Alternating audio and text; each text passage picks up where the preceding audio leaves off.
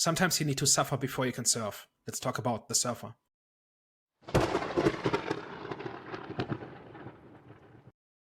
Hello, everyone. Welcome back. We are back, the Eye of the Storm podcast. Today, we're going to be discussing or debating The Surfer. But before we get into that, you already know what time it is. Movie recommendation time. So, guys, best recent thing that we've seen. I'm going to go a little bit different to movie this week.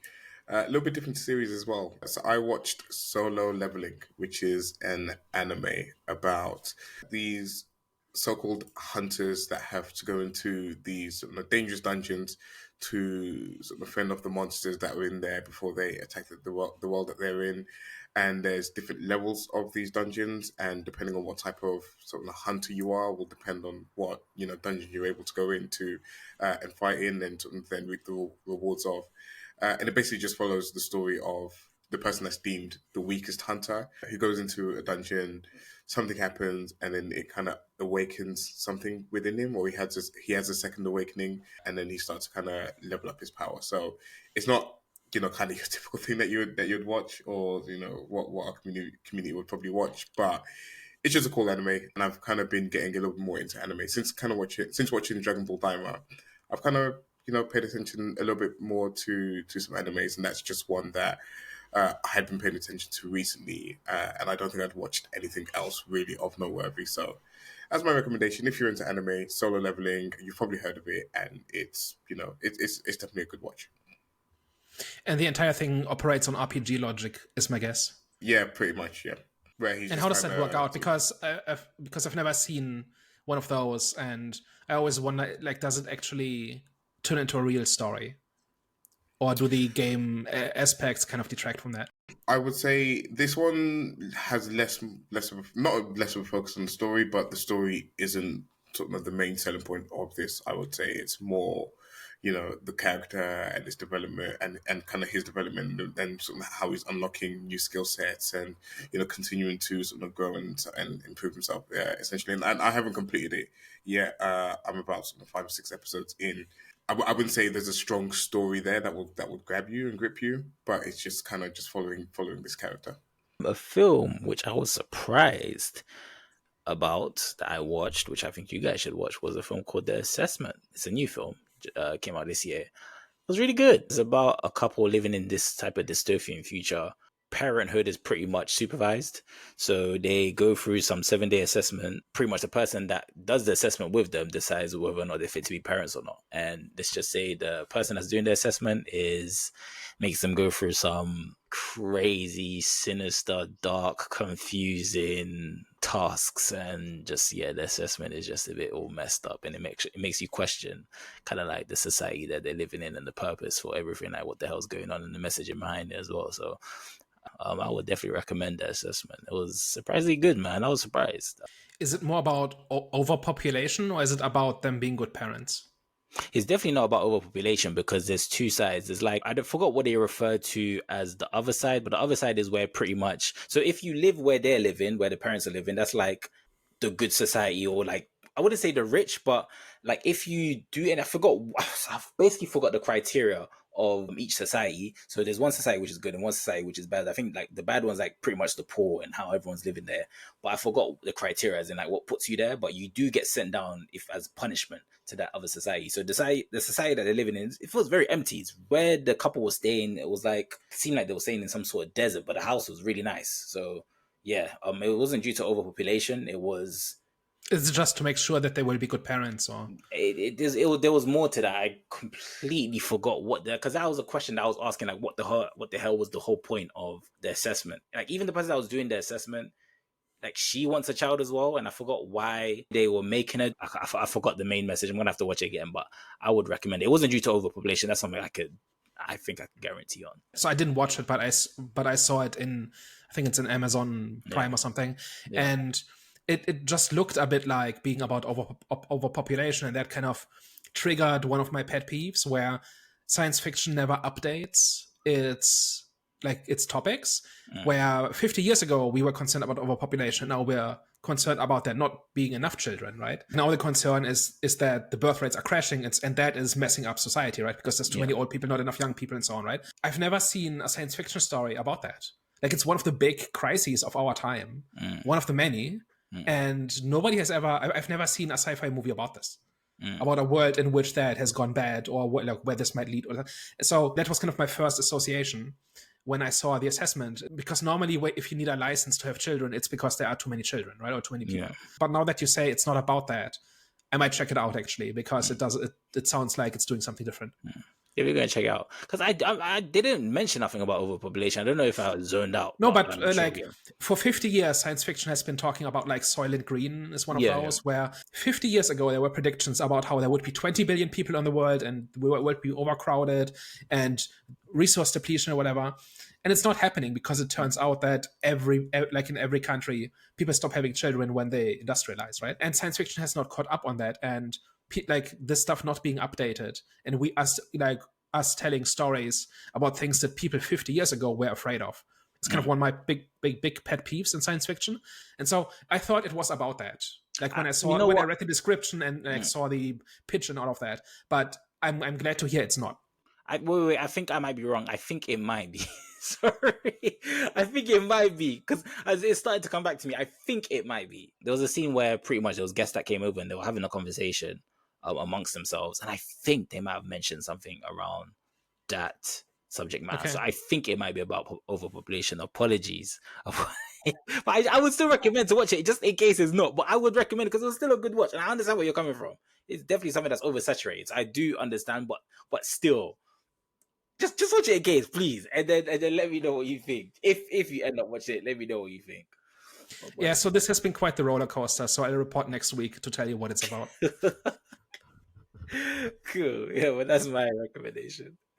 All right, this week I watched If It's Tuesday, This Must Be Belgium, which is a 1969 comedy movie about this British tour guide who leads a group of American tourists on this whirlwind tour through Europe. So they visit like 9 countries in 18 days, going from London to Rome. Normally, I should not like this movie, right? Like, I like structure, I like theme, I like punchy to-the-point stories.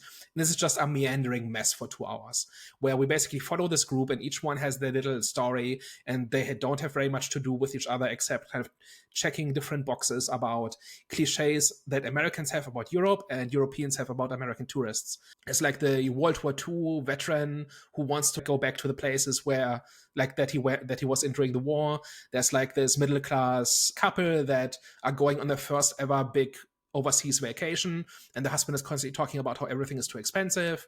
And then there's another couple where they get separated and the wife gets on the wrong bus, and so she's stuck with this Japanese tour group for 2 weeks, and then they reunite at the very end, and then she comes back like in a kimono and having made friends all over Japan, and like it's completely ridiculous, and it's a lot of fun. It's like has a lot of heart, and I think because of this ensemble structure, if you don't like one character or don't like one of the stories, there's 5 more that you might like.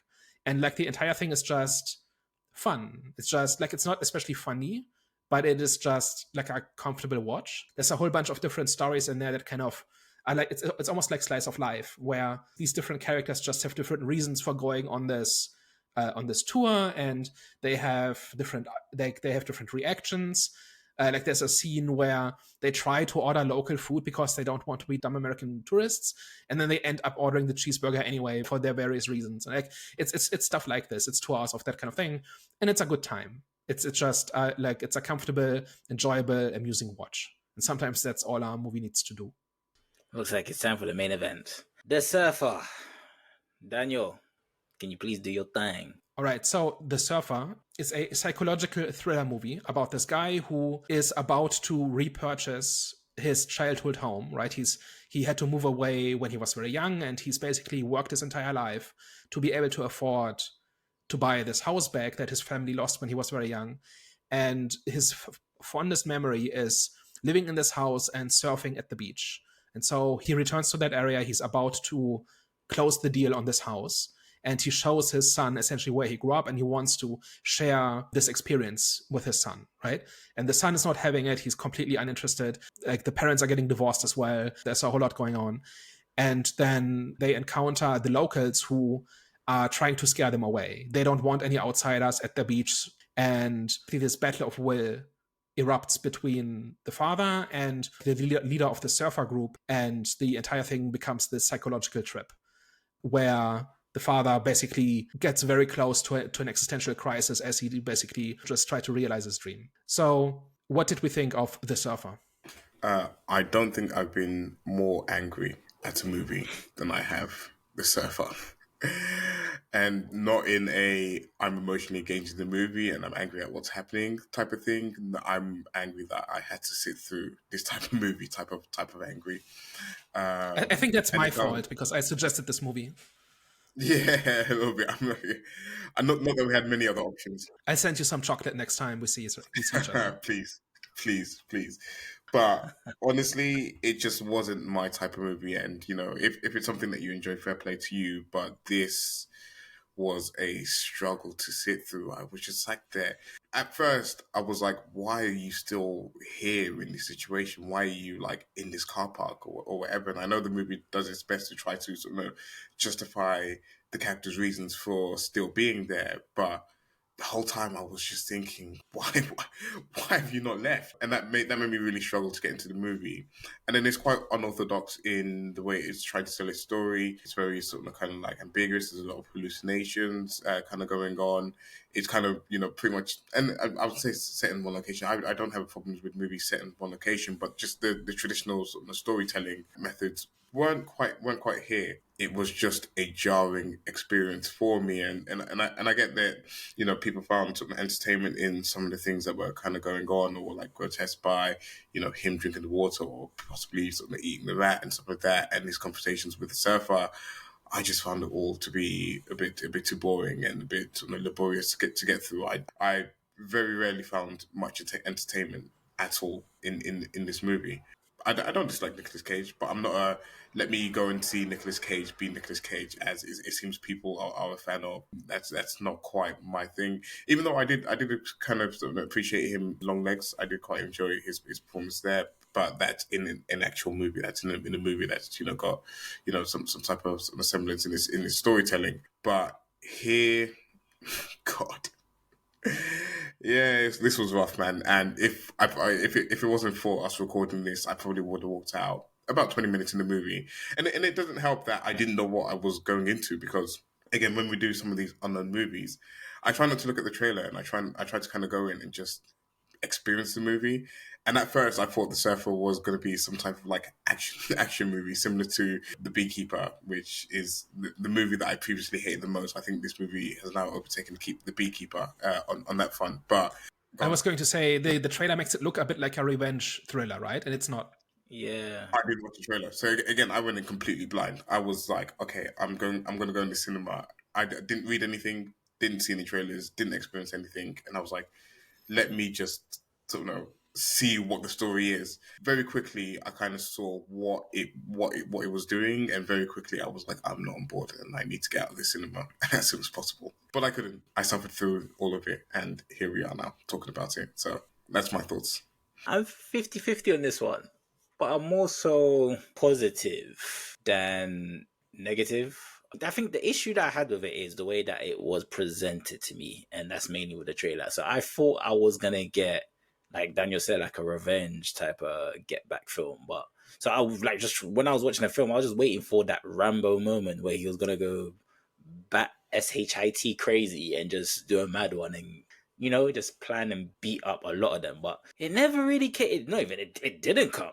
So yeah, I think that's just the only disappointing thing that I could think about. And there's other stuff as well. I was trying to understand, like, because when it comes to like just the whole erratic behavior from Nicolas Cage, I wasn't surprised with that, and the like the stylistic approach from the filmmakers when it comes to this film, because it's a Nicolas Cage film. That's something which I was expecting, especially from the trailer. It kind of gives you that feeling as well. So that's something that I was preparing myself for. So I didn't necessarily have an issue with that, even though I do kind of have like an issue with movies that are just artsy garbage. And this one, at times, it was... So I was confused about kind of like his obsessive nature. And I was trying to find out, like, I was trying to see if like his past provided any insight to why he's behaving the way that he is in the present time, and why he's still staying at the beach. So I was trying to, like, even the flashbacks, I was just seeing, okay, what is it exactly that's making him stay?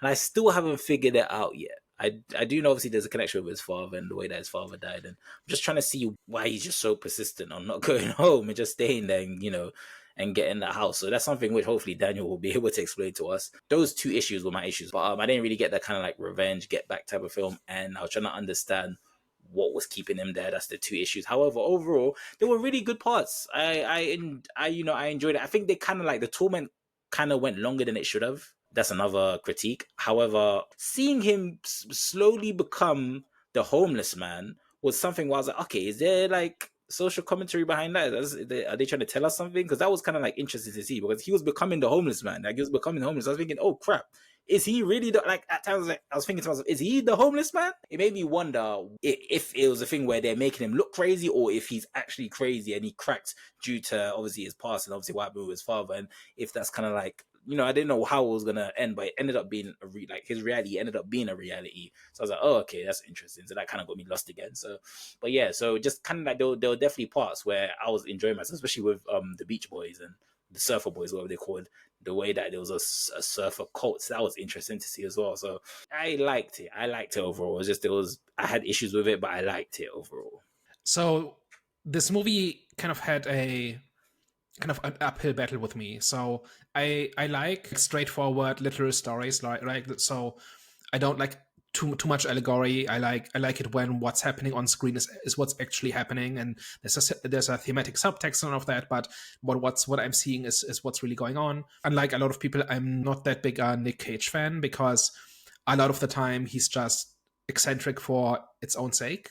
A lot of the time there's been more than one movie where I was really on board with it, and then like Cage, gets very cagey and towards the end, and it's all a bit much maybe. But I was really riveted by this movie pretty much from the start. There were just one or two different little places where the movie was close to losing me. But I think this movie is has a really tight script.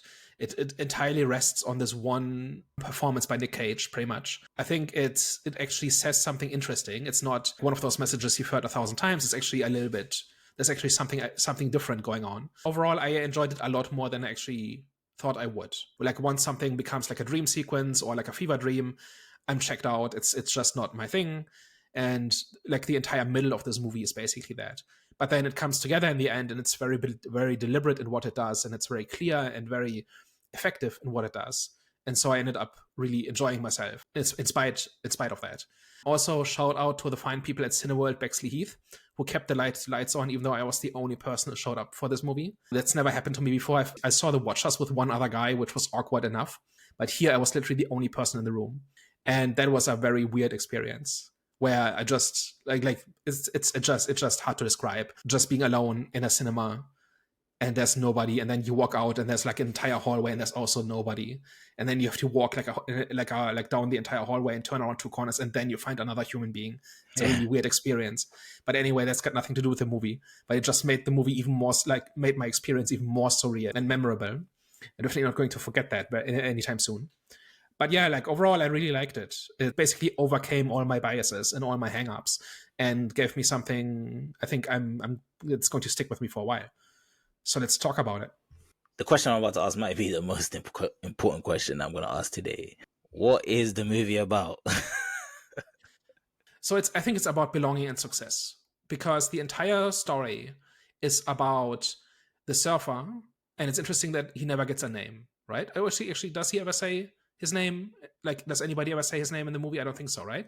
Like, in the credits, he's just given as the surfer. The deal is that he has worked his entire life to accumulate enough money to buy back his childhood home. And in order to do that, he has to kind of get the approval of the people who are already there. And they have to accept him as one of them, right? So this entire movie is a hazing ritual. Everybody, from the cop to the estate agent to the locals to, the bank, like everybody is in on it, right? Everybody is conspiring to put him through this hell to see if he has what it takes to stick it out. And then he earns his keep in the end. And this is represented by him joining the group, right? He's accepted by the group. He's baptized, right? There's an extra baptism going on, right? He's then one of them. And as a result, he's allowed to serve. So this is an analogy for selling out. It's an analogy for living on other people's terms your entire life. And then at the end of it, you get a retirement where you can live on your own terms. But at that point, your life's over. You've not lived your life according to what you would have liked it to be because other people were kind of keeping you from that, right? And the surfer is the guy who is kind of like at the crossroads, right? This is what he wants, but he doesn't want to sell out. But he cares so much about getting this house and about being able to surf that he's basically putting up with anything. Like anything is, like there's nothing that's too cruel, too harsh, too extreme for him to just keep pushing until he gets to his goal, because that's the only thing he's ever wanted. If he doesn't get it, then his life has no purpose. He spent decades of his life working to get this money. He's ruined his marriage. He's strained his relationship to his son, all just for the goal of being able to surf. And so if he now walks away from this, and this kind of it goes towards the question of why doesn't he go away? Why doesn't he drive home and lawyer up? And like, why is he doing all of this? And the reason is that it's a metaphor for paying your dues and selling out. The old man, right, who is in his fever dream is turning into, right? There are several. He not only ends up living in the abandoned car, and he's not just turning into basically a homeless person, right? He loses his shoes, his clothes are dirty, he loses his phone, he scavenges through like the garbage for food, right? He's turning into this old man, right? And the old man is the guy who never sold out, and as a result, he is a failed existence. And society views him as not one of them. That is really exemplified in the barbecue scene, where the surfer sits in this car, in the old man's car, right? And he's like this close to the edge, right? He's about to crack. And then there's this barbecue where the rich, pretty people all show up. And that is why I don't think this is an analogy for toxic masculinity. Like, that's part of it, right? But the people who show up to the barbecue are families, right? Husbands, wives, children, grandparents, grandchildren, friends and family. Like, everybody shows up and they're having the time of their lives, and they're all beautiful and rich, and they have all the food and drinks they could ever want, and they go surfing and whatever, right? And so they've made it. They have all the things we would want in life, right? But they did it by selling out, and they did it by being part of the system. And the whole thing goes so far that you basically cannot function without being part of that system, right? Because that is why the cop is so corrupt, right? So at one point he calls the police because technically what they're doing is illegal. Not only are they assaulting people, but chasing people away from the beach is not legal, right? But the police shows up, and not only is he part of the group, right, and covers for the surfers, but he also gaslights the surfer into, is this even your real car? And are you drunk? Have you been drinking? Stuff like this, right? He's constantly trying to discredit the surfer, right? Even though legally he's totally in the right. And then the bank and the estate agent constantly keep throwing up additional boundaries. Once he has been accepted by the group, all of that goes away. There's literally the bank manager is at the campfire. He says, "Yeah, I'll take care of it tomorrow morning. You'll have your house," and he does. Right? And it kind of goes on like this. So this entire thing is an allegory for basically what you have to do to kind of succeed in life, which is give up your autonomy and your dignity and work and live on other people's terms. And at the very end, you get the reward that you wanted in the first place. And maybe you don't even get that. But how did that link with his father, though? What happened to his father, and why they kept on showing it? His father tried to do the same thing and he didn't make it. He cracked and he checked out. That's because my understanding at least of it was that the surfer's father tried to go his own way, and he tried to not be part of the system, and he tried to kind of be true to himself. The pressure of that just got too much. The old man, right, the bum, and his father are kind of cautionary tales of what can happen if you resist too much. If you fight and don't win, that is what happens to you. Okay. Because there's a whole bunch of lines, that reinforces this, right? So for one, the surfers behave like a cult, right? One of the things cults do is that they kind of strip you of your humanity and your dignity, while at the same time showering you with affection and validation. And the idea is to break you down, and then they rebuild you in a way that they control. And you've given up your autonomy and your free will and all of that, right? You get what you want, which in the case of cults is typically belonging and purpose and acceptance. but it comes at the cost of your personhood, essentially.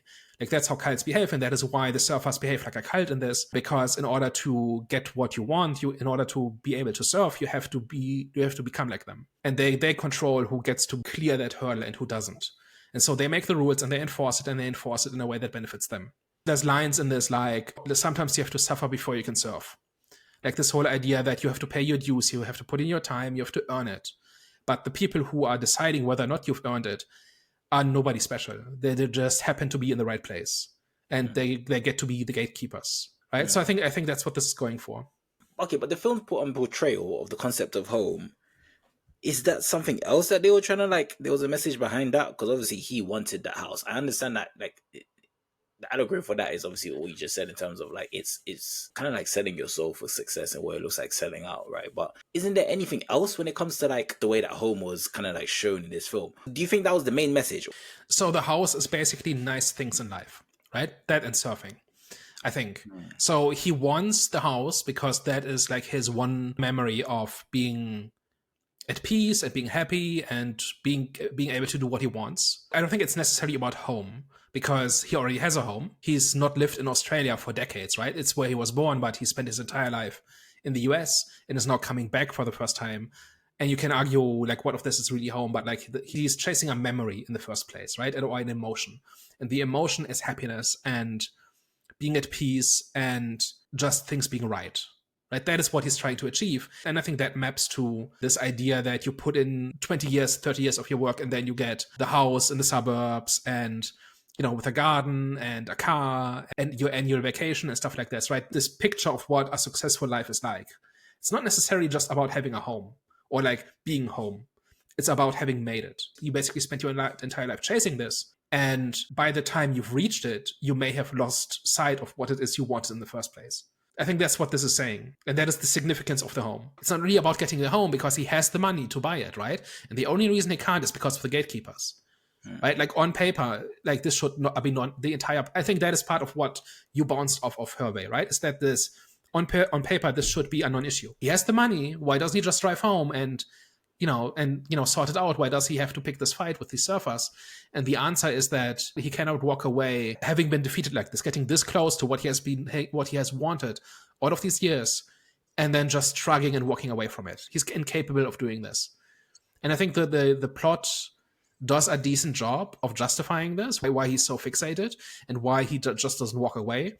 The only point where I didn't buy it was in the first night, he waits for the police, and as a result, his battery is drained. He needs to wait for somebody to come along to help him to recharge.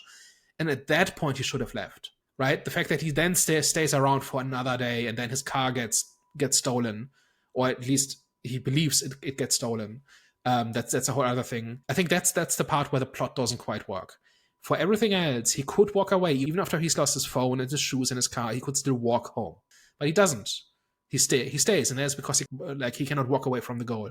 Because at first with the home, I thought it had something to do with his identity. I thought, as in, like, kind of him giving up the home in a way is giving up as well his kind of, like, sense of identity. Because obviously there's so much history in that. And obviously with what happened to his father, I thought, okay, so maybe it's kind of like if he gives up on the home, he's going to kind of like, his dad was defeated by society. So in a way, he's being defeated by obviously society in terms of, like, the whole surfer. So that's how I was trying to kind of, like, find the parallel, the parallel. Hopefully you can see what I'm trying to say in terms of, like, obviously that was his identity and there was a loss of identity. At first, he wasn't intentionally trying to find acceptance, but it ends off being like that. It ends up turning into that. So that's why I think I got a bit confused, because he wasn't seeking their acceptance, but it's made it seem at the end that he was really. So, but he wasn't, because obviously he's selling out. So but he needs to sell out in order to get what he wants, which you said is obviously to surf. I feel like there's a lot going on, as in, like, there's a lot of messages going on. It's just, for me, in my head, it's just a bit convoluted. So that's what I'm just trying to, there's a whole bunch of detail and lots of lines that really reinforce a couple of ideas, right? He never gets to the point where he wants to be like Skelly, right? He despises Skelly every minute of it, right? I don't think he ever gets to the point where he actually changes. It's more that he realizes and accepts that he has to play nice, he has to adapt, he has to conform. Otherwise, he will not achieve his goal, which is to surf. Could you say, well, I mean, I know surfing was one of his goals, but wasn't the other in this movie as well about almost trying to like rebuild his family as well? Because he keeps kind of like talking about being excited about showing his son, you know, the house. When he was like speaking to his wife or ex-wife, he was talking about how he's like so close to buying the perfect house and that they can then, you know, be a happy family in that home. But all the while, you know, whilst he's been hyper fixated on, you know, trying to buy this house, is that he's kind of neglected the relationships that he has with the people around him. And it's almost that sort of false mindset of, if such and such happens in this relationship, maybe we'll be happy whilst ignoring all the problems that you have. Like, you know, for example, when, you know, people feel like, oh, if we just have a baby, then that will solve all the problems that we have. But in reality, all the problems that you have are still there. And, you know, you just have this like idea of this end destination or this end goal, which, you know, it seems like the surfer had in this movie, where he had the end goal of, okay, once I have this house, I would have achieved it, and then this would be, you know, what kind of brings the family together. But by that point, it's too late. Well, it's not clear, because like it seemed like his relationship with his son was like somewhat okay, and they served together at the end. But I mean, for his wife / ex-wife, I mean, that was completely burnt. She'd already gotten pregnant with another man's baby as well. So I think this conversation, the phone call he has with the wife, right? So they seem to be divorced or separated, but he has been under the delusion that they can still get back together, and all he has to do to fix it is to achieve the goal, and then he will be a winner, then he will have succeeded, and then she will come back to him. I'm not sure if they mention divorce papers, but she tells him that she's pregnant, right? That is kind of the finality of it, right? That is where he actually despairs. That is where it sets in that there's no salvaging this relationship.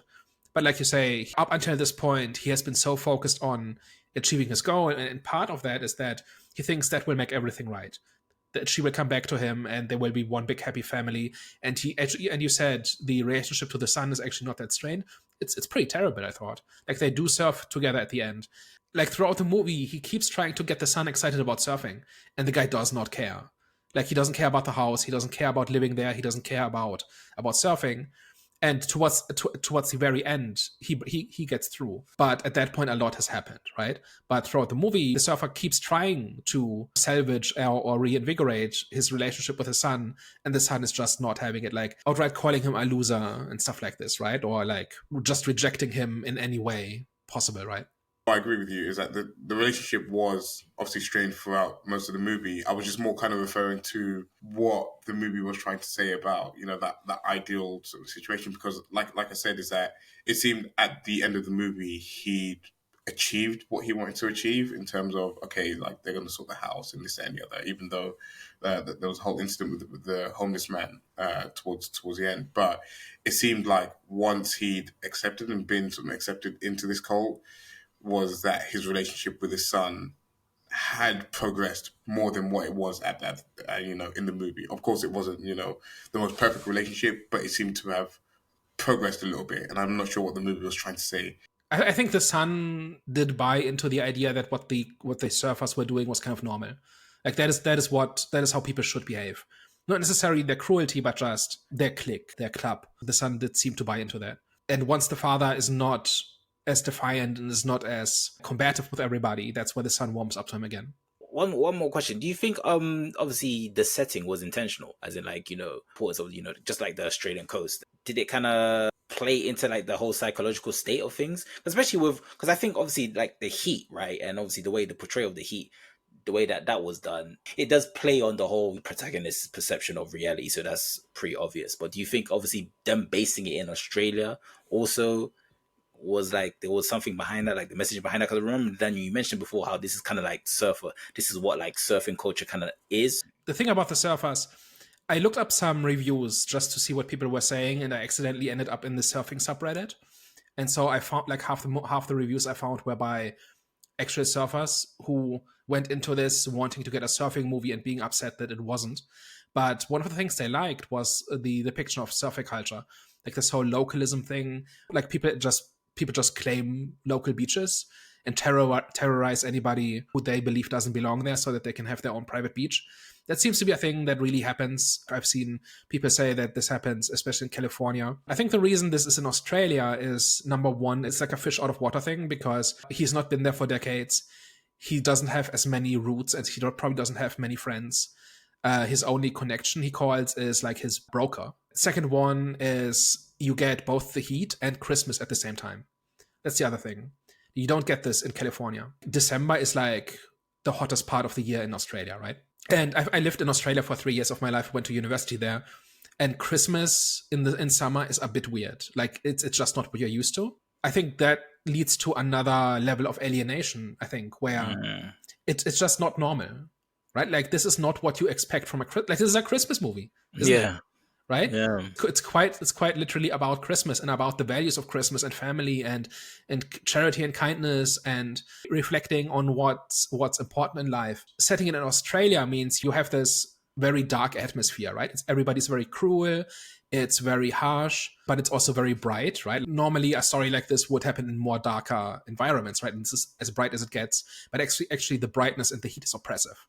Right, it's like a ticking clock by itself. It limits how long he can do this, right? Like, he's like, with every hour that passes and he doesn't get water and he doesn't get shade and stuff like this, it's another push towards the edge, right? And then this entire thing happens during Christmas, which is another ticking clock. First of all, he has to close this before Christmas because everybody goes on holiday for a week. So if he doesn't do this before Christmas, the deal falls through. Second of all, he wants to present, like, this is supposed to be a Christmas present to his son especially, but also to his wife, and he gives up on that after the call where she reveals that she is with another guy, right? And Christmas is supposed to be the time where you think about others, and here he's only thinking about himself, but the other people are also just thinking about themselves.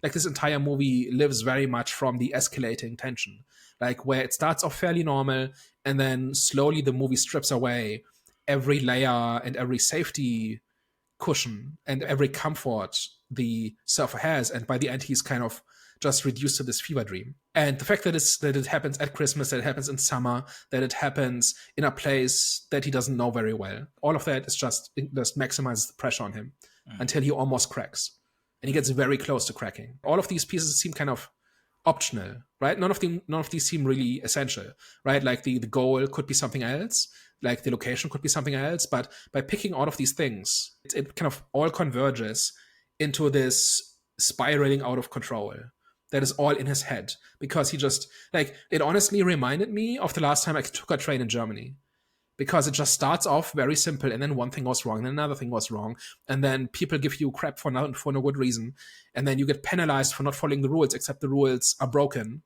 and you cannot, like, you cannot follow them, and then before you know it, you're 8 levels deep into the escalation, and you just want to go forward. I honestly had stress flashbacks to the last time I tried to take a train in Germany. It's that bad. So imagine what taking a train like in Germany in Christmas would have been like. Actually, summer is worse, because every summer they're surprised that it gets warm, and then all the air conditioning breaks, and everybody like the air conditioning and half the carriages break, and then everybody has to herd into the half where the air conditioning still works, and everybody's miserable and angry and cranky, and the staff doesn't know what to do because they can't do anything. So summer is actually worse than Christmas. But anyway, tangent aside, the question here, I think, is, are we on board with what the surfer is doing, right? And I think, Hervé, you weren't, for the most part.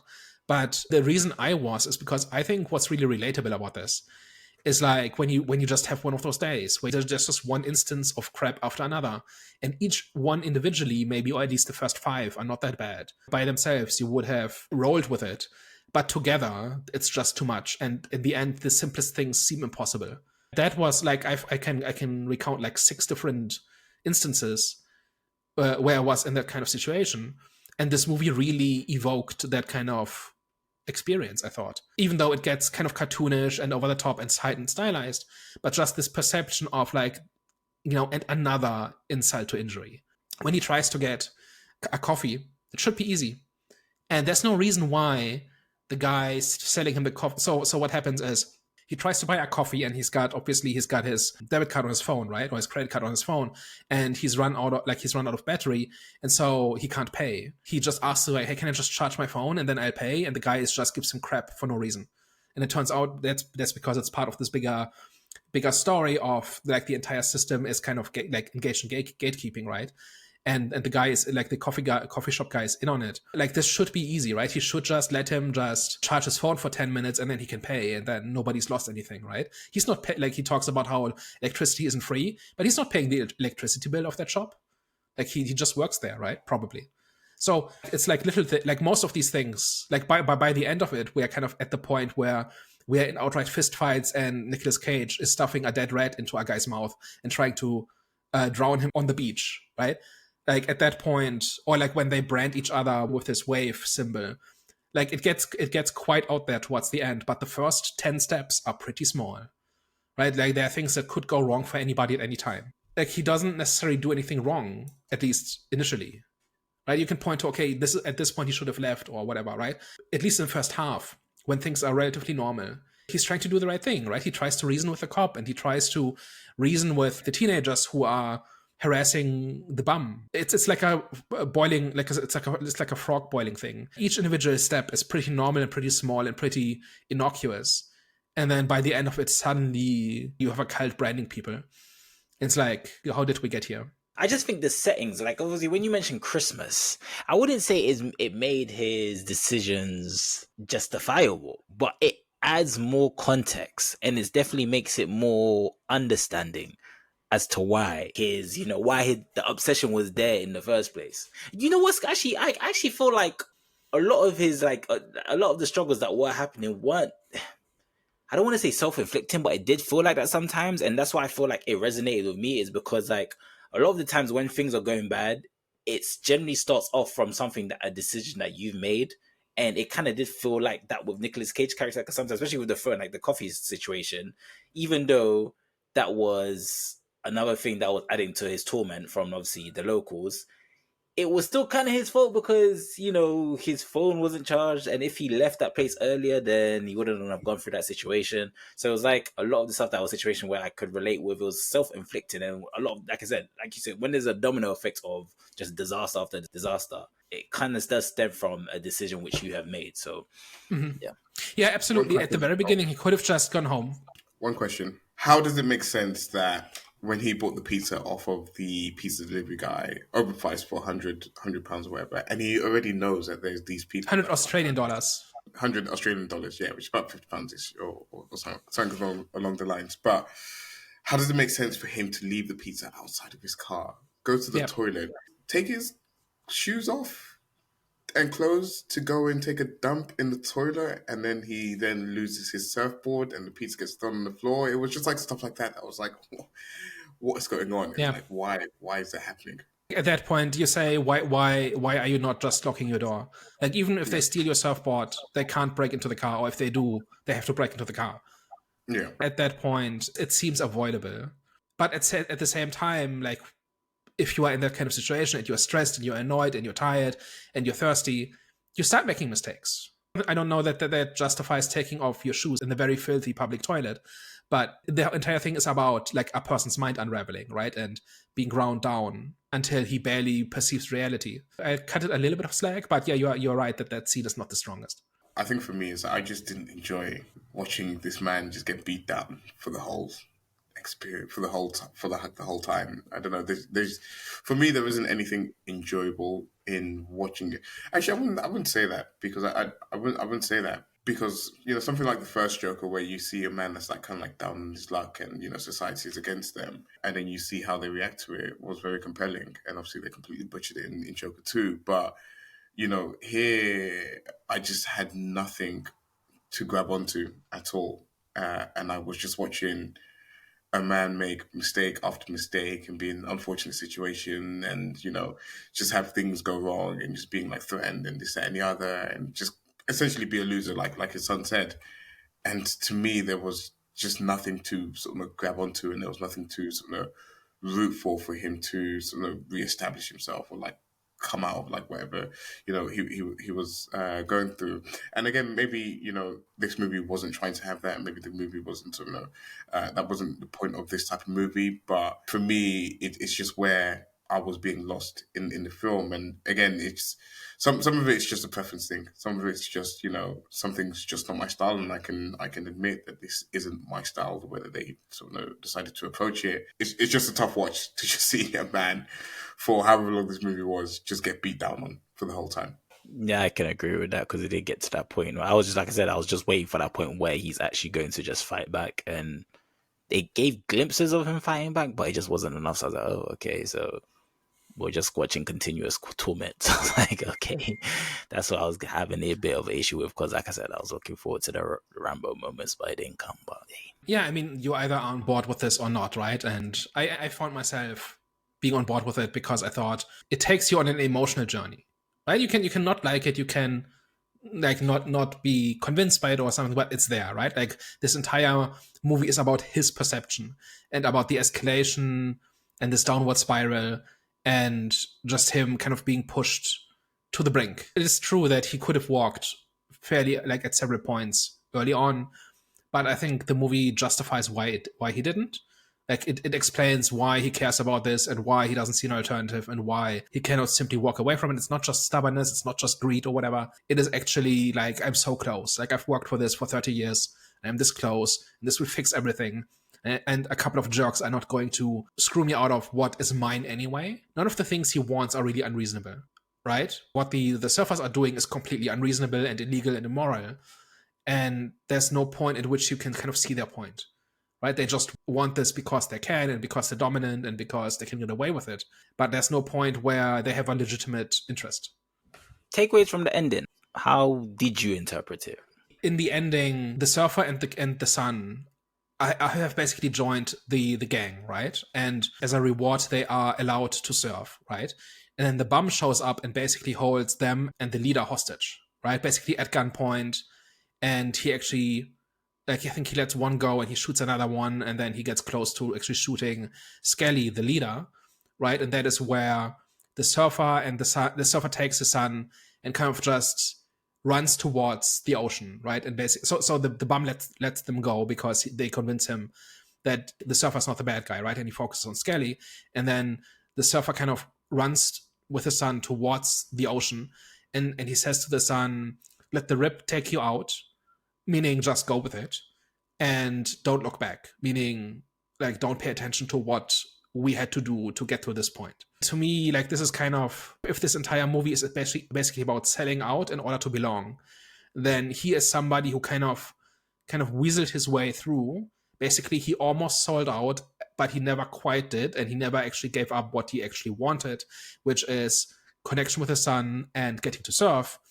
And now he's basically willing to do that at any cost. Like he's watching a guy be shot in the head because that's what it takes for him to get what he wants.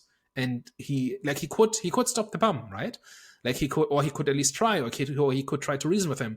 But he says, no, not my problem. Like I'm here to surf and I'm going to surf. And Skelly is the problem in the first place. So no compassion here. And I think that makes it cold, but also at that point he is so exhausted, and Skelly has kind of pushed him so far that I was totally on board with the surfer doing this. Yeah, and it also kind of tells you that obviously reaching the top comes with blood as well. Obviously, I wouldn't have said that before, obviously, everything that you just revealed in terms of like, the meaning of the meaning of the film. I'm just thinking of it now. Is that, okay, obviously, it comes at a price. Obviously, at a price a lot of the times is blood. But the ending, when obviously the guy took his own life as well, to be fair, it made sense because obviously he couldn't have escaped his, obviously the homeless guy wouldn't have been able, obviously it would have been prison for him. So that kind of did make sense. But he already lost everything, right? He lost his son, he lost his dog, and now he's taking revenge. And that's all he ever wanted. He has no other reason for living. He has nowhere to go. He's got nobody to go back to. Skelly has taken everything from him, and now he's taken revenge. And now that that's done, there's nothing left to do, and so he shoots himself. But that scene there as well kind of told me, like he was kind of seeing himself, what Nicolas Cage character could have become, or could have happened to him. Yeah, so that's why I was like, oh crap, that was like he was watching himself in a way. He was just watching an alternate reality. It's more than that. So Skelly, his father, and the bum are all possible ways he could end up, and he chooses a fourth way. But he does it by walking over corpses, right? Yeah. He does it by not caring, by not being a good person. He's doing it by simply just pursuing his goal in any way he can, and he does what he needs to do, and then he seizes the opportunity when it comes up. And I don't think it makes him a good person, but it makes him realistic in a way, right? Because he basically just, I don't even know that this maps to a real world analogy or like a situation. Like it's more like he played the game for as much as he had to, and then he got out, and he's not looking back. He doesn't care about what happens to the people who tortured him for all this time, right? There's no noble hero moment where he then goes, Skelly has tortured me this entire time, but you are going too far. Like, I'm not gonna let you shoot this guy because it's wrong. He just says, not my problem. I'm gonna go surf. That does not make him a hero, but it does make him understandable and human. Yeah. Does anyone else have anything else to say before we go off to last thoughts? I think you started off very negative. Have I changed anything, like any perspective, or is this just not your thing? It's just not my thing. I understand that it had, its themes and its, stories it was trying to tell in this, and the parallels between the surfer and the homeless man, this and the other. But it's just not packaged in a way that's palatable to me in any way, shape, or form. So once we're done here, we're wiping this from my memory. I will never remember it again until we get to the end of the year and we discuss our top 10 worst movies of the year, and this will be very much right up there. I was going to say, I'm going to put it in my top 3, and you put it in your worst 3, and then we're going to fight. And then we'll have that debate that Jonathan's been asking for a couple of weeks. Cool, guys. Let's end up with our thoughts. I guess if it's your thing, then yeah, go for it. Go enjoy this movie. For me, it just doesn't tick any of the boxes that I would want when looking for a movie. I guess maybe so on the themes and the kind of like metaphors aspect of it, but again, not done in a way that's like packaged that I can digest and enjoy any way, shape, or form. So I hate to be so harsh on the movie and so harsh on people's work, but it just hit me the wrong way. Completely the wrong way. And I grew more angry with the movie the more I realized that I couldn't escape it, pretty much. And now we're at this point. Which is on theme, I think. Yeah. Maybe there's a parallels where I couldn't escape it. I had the options to. I had the options to. I had choices I could have made. You could have walked away at any point, but you didn't. At any point, but I didn't. I was committed. To this review, the goal. Even though I don't think I contributed too much, I think something kind of like Daniel carried this for us. But I didn't have too much to say about this one anyway, so that's all good. I will give this a 1 out of 10. I will never watch this again. Oh crap! Oh, I was not expecting 1 out of 10. But overall for me, I think I would see this in a better light in terms of like I understand the movie more. I don't have much to say besides I had a good experience. I was, like I said, it's a Nicolas Cage movie, so you kind of know what to expect from a Nicolas Cage movie. So just add this to his, catalog of wacky films, because that's exactly what it was. Yeah, good experience. Would I recommend? I'd say wait until it comes on streaming. If you want me to be honest, I'm gonna give this one a 6 out of 10. So for me, going in, this movie did not tick very many boxes. But this is like the new poster child for you have to judge a movie based on what it wants to do and then see if it does that and see if you like it. I ended up liking it. I do find the character stuff, the thematic stuff, the performances compelling, even though normally this would not necessarily be my kind of movie. I like how it's an small original story that is just really weird. Like this does not fit in. Like, good luck to anybody having to market this, right? Like, it's not, and I think that's why the trailer makes it seem a bit more like a revenge thriller than it really is, because like, how do you market this, right? Like, and who do you market this to? And I like that movies like this get made, and I'm sorry they're going to lose a bunch of money on this, but I enjoyed it, and 100% of the people in my theater enjoyed it, which was me. And I think honestly, like, this is just a fun movie. Like, this is one of those movies that I don't think I will watch again, but I'm glad I have watched it. So for that reason, I give it 4 kookaburras. Hi, guys. Thank you very much for tuning into today's discussion. If you are unable to escape our review this time around, and maybe you found some pleasure in what we were talking about, then tell a friend. And if you were living in a nightmare and you had to sit through all of this and you hated every minute of it and it was progressively getting worse at each moment, tell an enemy. We are the Eye of the Storm podcast. All right, guys, you heard it here first. We'll catch you next week. Au revoir. Ciao. Bye-bye.